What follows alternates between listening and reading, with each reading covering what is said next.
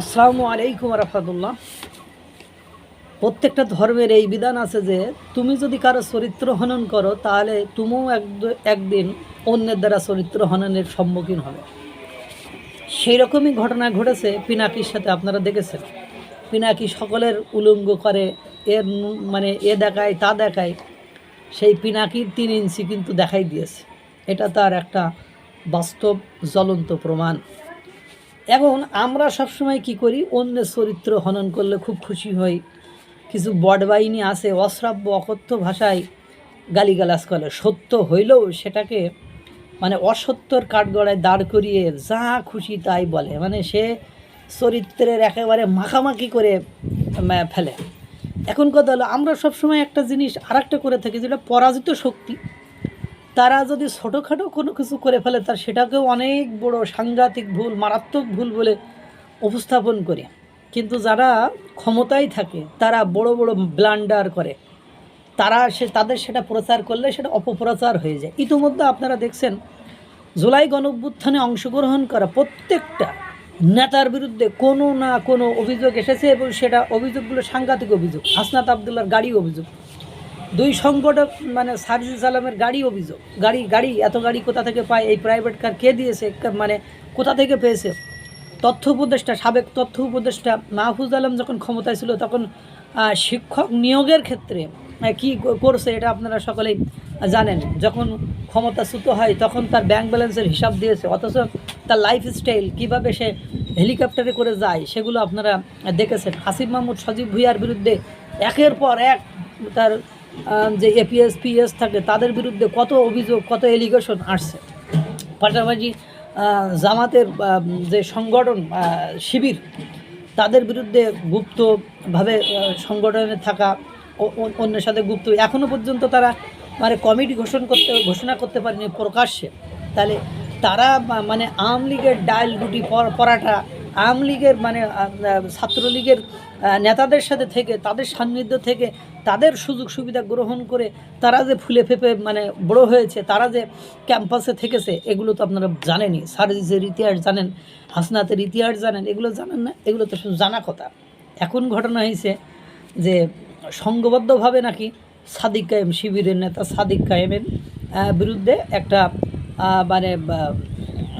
একটা প্রচার চালানো হয়েছে, এবং আমার মনে হয় এই প্রচার এখন যথার্থ। এবং এই প্রচার নিয়ে আবার কি করেছে আপনার মাহফুজ আলম, যাকে সান্ডা মাহফুজ আলম বলে, সে মাহফুজ আলম, এই মাহফুজ আলমকে জানেন যে শিবিরের সাথে যে কোনো একটা বিষয়, জামাত শিবিরের সাথে ঝামেলা হওয়ায় তাকে কি চরিত্র হনন বা তার বিরুদ্ধে কত প্রকার প্রচার চালানো হয়েছিল, এগুলো আপনারা সব জানেন।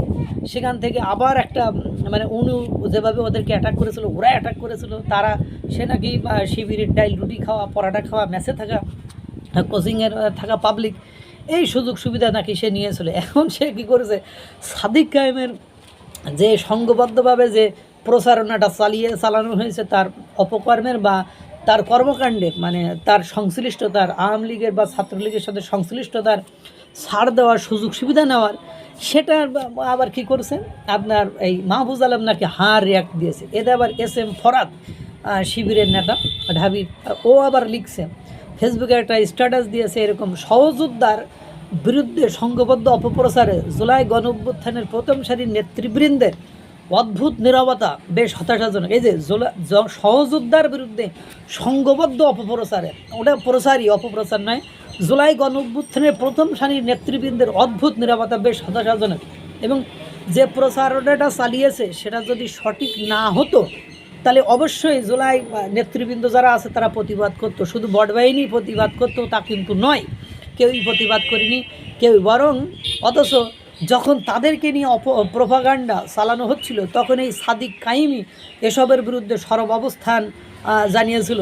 ভাই, অন্যায়ের প্রশ্রয় দিলে তোমার অন্যায়ের যে লোকে প্রশ্রয় দিবে এটা কিন্তু নয়, এবং কোনোটাই অপপ্রচার নয়, এটা সবগুলোই প্রচার, এবং এটাই সত্য। কিন্তু ওই যে আমি প্রথমে একটা কথা বলেছিলাম, ক্ষমতায় থাকলে তখন অপরাধকে অপরাধ বলার ক্ষমতা কয়জনের বা থাকে?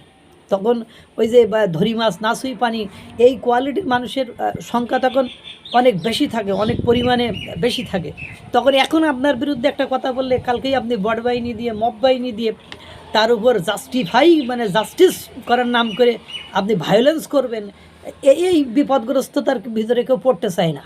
এখন অপপ্রচার, এবার বলছে অপপ্রচার ও চরিত্র হননের এই সংস্কৃতি যদি জারি থাকে, আরে ভাই এটা সকলের ক্ষেত্রে ইসলাম ধর্মে অপপ্রচার আর চরিত্র হনন, ওই যে আমরা মানে সুরাই বলা হয়েছে, তাকাসুর সুরাই মানে সুরাই বলা হয়েছে এরকম যে তোমরা কারোর গীবত করো না, তো গিরবকে সম্মুখে এবং পশ্চাতে কারোর গীবত করো না। তো এখন কথা হলো গীবত কি। এখন এই যে বিষয়টা আপনারা তো মানে হরামেশা করে যাচ্ছেন, আপনারা তো কারোর চরিত্রকে আর চরিত্রের জায়গায় রাখেন না। এবং আপনার যে বড় বাহিনী, এই বড় বাহিনীরাই কী করেন, ওইগুলোরই তো মনে করেন খুব সুন্দর করে মানে প্রোগ্রেস করেন, এটাকে অ্যাক্সেলারেট করেন যাতে করে সব জায়গায় ছড়িয়ে পড়ে। এবং আপনারা সবচেয়ে মানে বাংলাদেশের একজন নিকৃষ্ট ব্যক্তি হলো পিনাকি ভট্টাচার্য। সে কি পরিমাণ অশ্রাব্য অকথ্য মানে ভাষায় গালিগালাজ করে, কিভাবে মানুষের চরিত্র ধারণ করে, এটাকে সাপোর্ট করে তারাই যারা একমাত্র ওই চরিত্রের হতে পারে। তাছাড়া এটাকে সাপোর্ট করার, সমর্থন করার কোনো যুক্তি নেই।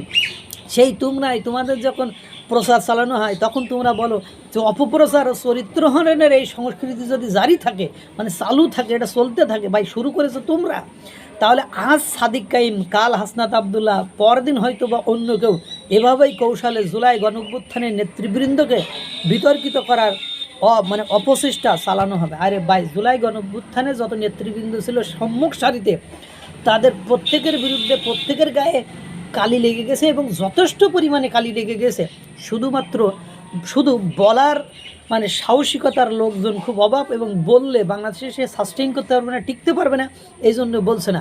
আমি তো মনে করো শত তাদের বিরুদ্ধে রিপোর্ট আমার কাছে জমা হয়ে গেছে। তাদের যা ভাষা, তাদের সাথে শব্দ চয়ন, তাদের যে চলাফেরা, আরে ভাই যে টিউশনির টাকা দিয়ে চলতো, যার পকেটে 300 টাকা ছিল না, সে তার এখন এই গর্জিয়াস লাইফ লিড মানে কীভাবে করে, এটা দেখলেই তো বোঝা যায় তলে তলে কিছু তো গলতেছে রে ভাই। সুতরাং এগুলোই যদি মানে প্রচার হয়, ওই যে জুলকারনাইন শায়েরে বলেছিল, আসিফ মাহমুদ সজীব ভুইয়া সবে মাত্র তো মানে ওই সেই পিস্তল মানে ম্যাগাজিনেরে প্রকাশিত হয়েছে, যখন তোমার অন্য অপকর্মগুলো যেগুলো সিসিটিভির আওতায় নেই সেগুলো যখন প্রচার হবে, তখন তুমি কিভাবে বাঁচবা, কী বক্তব্য দেবা, তার জন্য তুমি ইয়ানফসি করতে থাকো। এগুলো বলার অপেক্ষা রাখে না ভাই। তোমাদের নিয়ে কেউ অপপ্রচার চালায় না, সব প্রচারই চালায়। কিন্তু ওই যে মানে জোরজার মুল্লুক তার মাইট ইজ রাইট, ওই থিওরিতেই আমরা বিশ্বাসী। আল্লাহ তাআলা সকলকে এই ধরনের অপকর্ম অপদস্থ হওয়া থেকে রক্ষা করুক, ভালো রাখুক, সুস্থ রাখুক। আসসালামু আলাইকুম ওয়া রাহমাতুল্লাহ।